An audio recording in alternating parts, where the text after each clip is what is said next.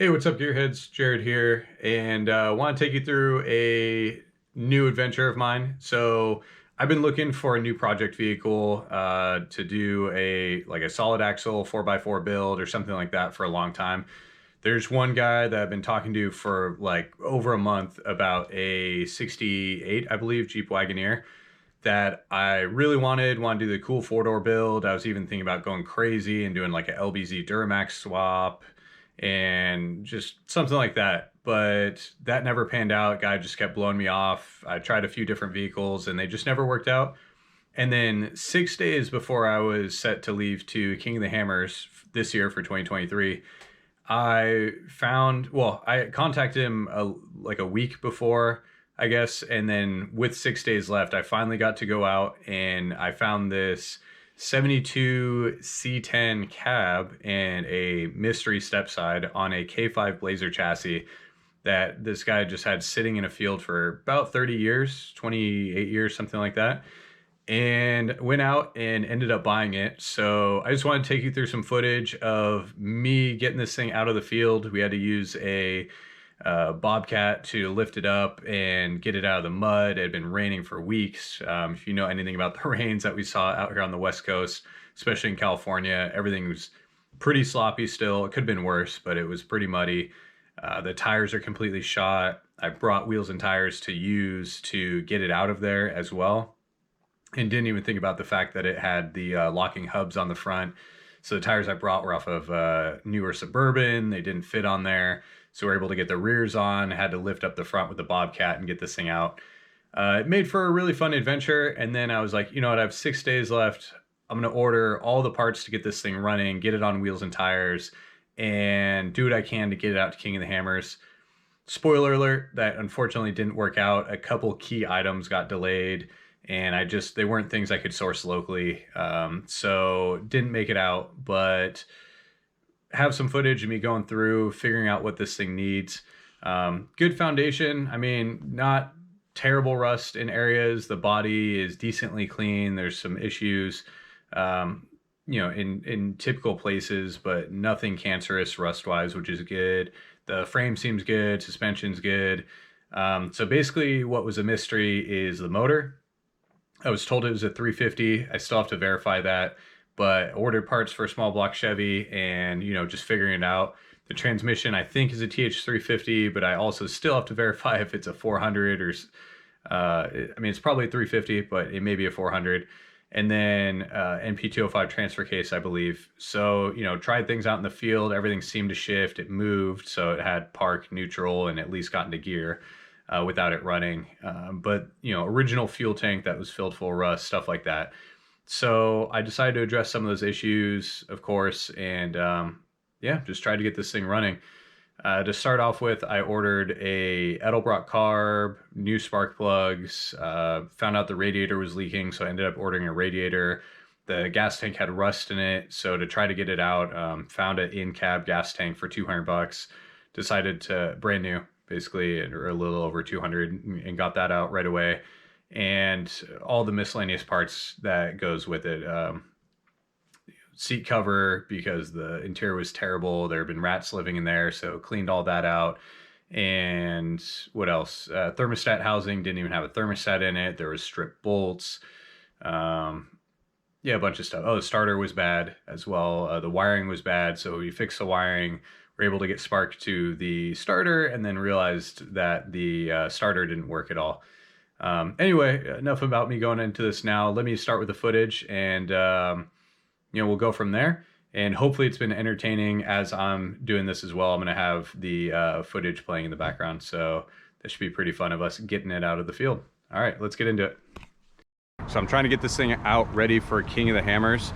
I have like 2 wrenching days to do it, so we'll see if it's possible. Sorry for any background noise, as we're right by a road at the shop here, and working outside in the parking lot trying to get this thing ready. So what is it? A 72 K5 Blazer chassis with a C10 cab on it and a step side. Let me take you through this mutt, but it's pretty awesome. So I'll give you a quick walk around and show you what we're going to do as well.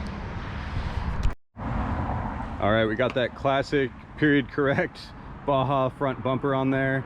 I'm gonna keep it on for now, just for going out and smashing on, but yeah, that's on there.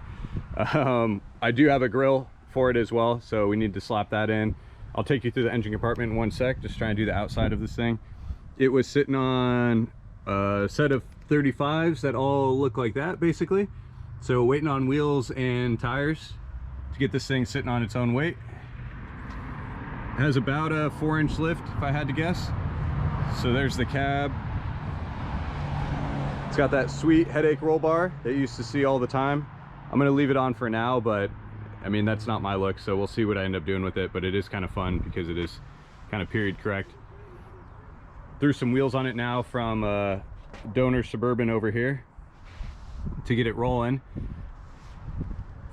So I do need to find all the side marker lights. I don't know why all those were plucked off. It does have tail lights. The bed's actually pretty clean.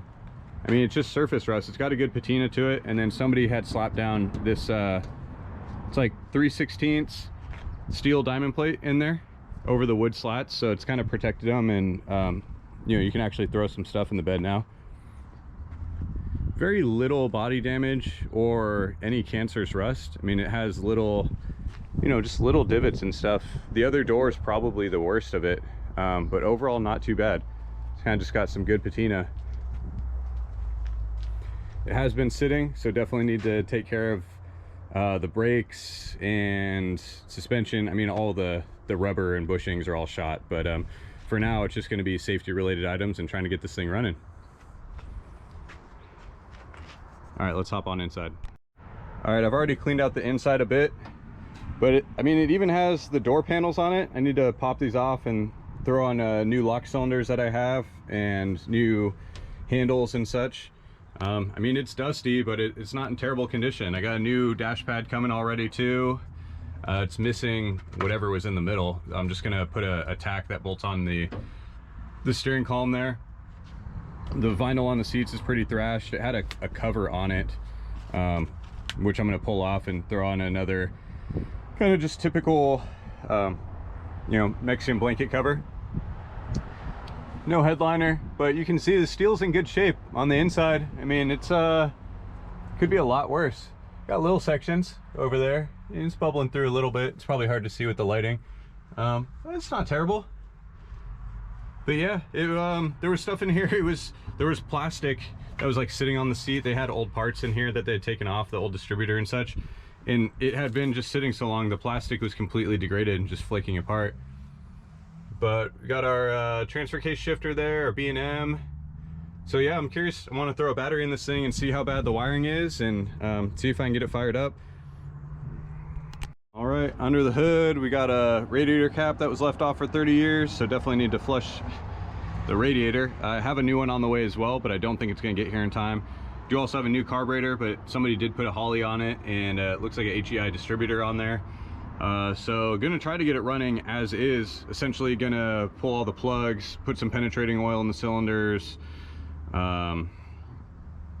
change the oil on it, and get it running fuel from just like a little fuel jug, because I don't trust pulling from the tank.